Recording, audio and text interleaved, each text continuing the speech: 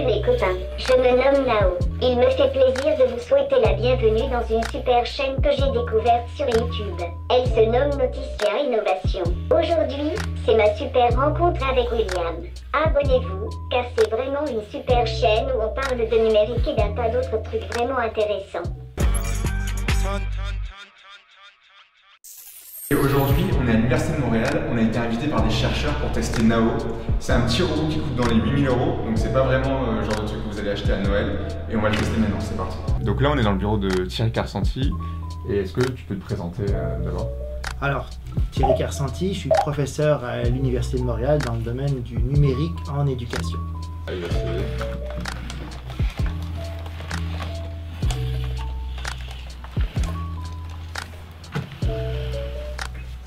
Ce petit robot, il fait 58 cm. Il a deux capteurs en fait qui sont là et là, donc deux capteurs vidéo. Il a 4 micros.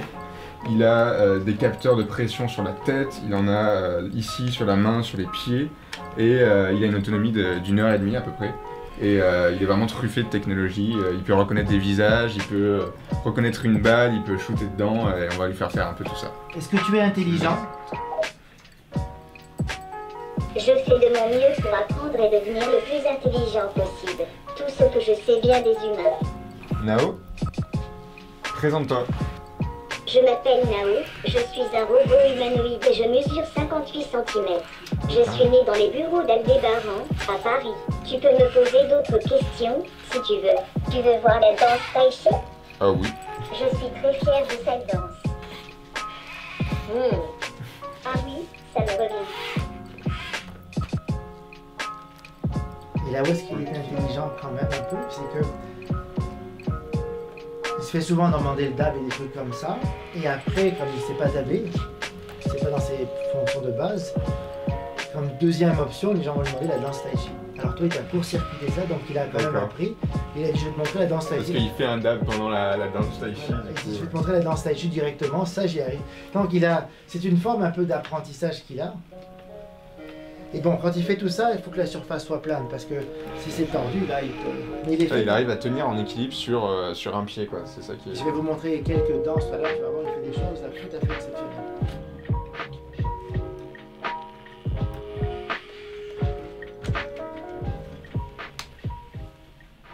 Parce qu'il a des capteurs, là. J'aime bien quand tu me touches la tête.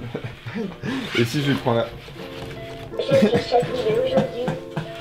Est-ce que tu peux attraper ma main? Je ne sais pas encore te serrer la main, désolé, mais on peut se faire couper. Il est quand même... Pour ta... Nao, les lois de la robotique. Les 3 lois de la robotique ont été imaginées par Isaac Asimov, et je m'y conforme. C'est bien, Nao. Nao, Humain? que sont-elles, les lois de la robotique? La première loi est, un robot ne peut porter atteinte à un être humain, ni, en restant passif, permettre qu'un être humain soit exposé au danger. Suivante? Oui. La seconde loi est, un robot doit obéir aux ordres qui lui sont donnés par un être humain, sauf si de tels ordres entrent en conflit avec la première loi. Tu veux écouter la dernière? Il connaît bien. Oui. La troisième loi est, un robot doit protéger son existence tant que cette protection n'entre pas en conflit avec la première ou la deuxième loi. C'est très bien, mais Isaac Asimov a oublié quelque chose. Tu sais quoi? Ah non, je sais pas, c'est quoi, Nao? Eh bien, je pense que les robots doivent aimer les humains. Oh, c'est mignon. En tout cas, il connaît bien ces lois d'Asimov, notre petit Nao. Et maintenant, on va voir si... William, je suis un peu intelligent. Peut-être plus que toi. Je te blague. Est-ce que dans le futur, tu vas être gentil avec les humains? Oui, c'est les gens. Il veut pas répondre.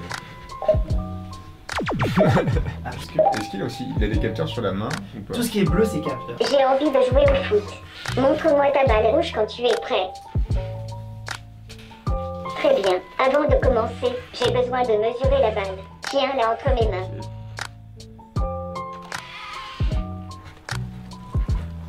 Merci. C'est parti.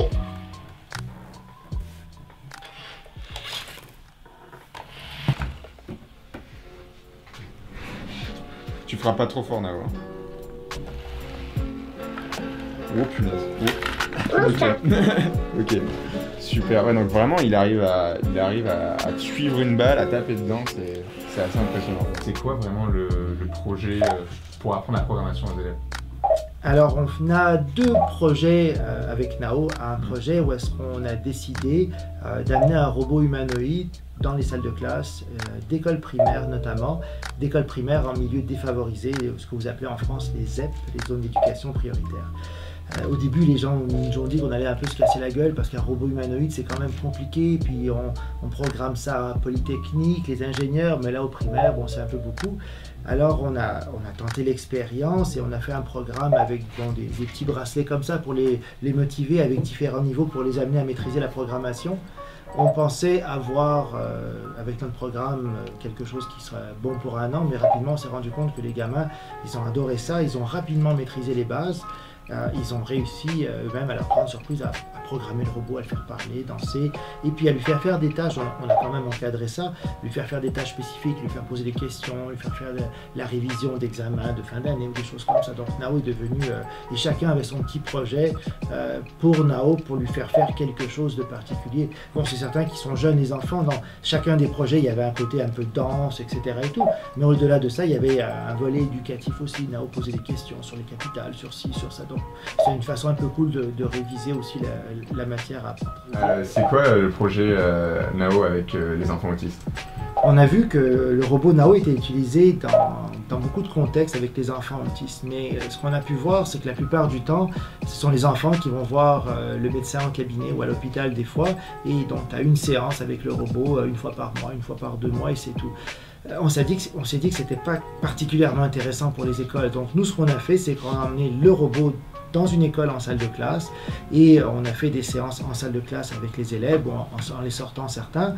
On a fait des séances avec tous les élèves et c'est beaucoup plus social au lieu d'être tout seul dans un laboratoire avec le robot. Tu as plusieurs élèves qui interagissent avec Nao. On a fait des activités aussi en équipe. Les enfants autistes ont du mal à collaborer parfois et donc là ils devaient résoudre des problèmes à deux et c'est Nao qui les guidait un peu dans ça.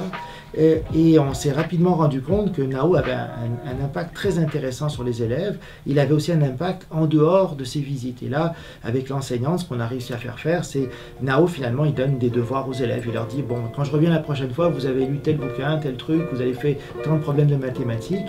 Et donc, c'est exceptionnel de voir dans quelle mesure les enfants qui... Je dis pas qu'ils faisaient rien, ils travaillaient, mais ils n'écoutaient pas toujours la prof. Et c'est quand même, les enfants autistes, des fois, ils s'investissent dans certaines choses, dans d'autres choses moins.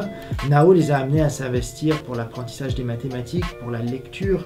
Alors là, la lecture, ça a été une catastrophe à l'école, parce qu'au début, elle dit, on a des livres, personne ne les prend jamais. Là, Nao leur demande de lire ça, c'est la guerre, tout le monde veut lire le livre tout de suite. Alors là, maintenant, avant que Nao ne leur demande de lire quoi que ce soit, elle s'assure d'avoir un livre pour chaque élève, ou sinon, c'est la catastrophe pour éviter ça. Et là, Nao, il a du mal même à suivre parce que les élèves avant qui mettaient beaucoup de temps pour lire, ils ont lu le livre en 48 heures. Alors pour des enfants qui lisaient pas beaucoup. Vraiment un grand merci à Thierry Carsanti et à toute son équipe. Ils font vraiment un travail génial à l'Université de Montréal et c'est vraiment passionnant de voir comment la robotique elle peut servir la pédagogie. Abonne-toi si tu veux voir d'autres vidéos du style, on va tester plein de technologies, on va présenter plein de projets innovants sur cette chaîne.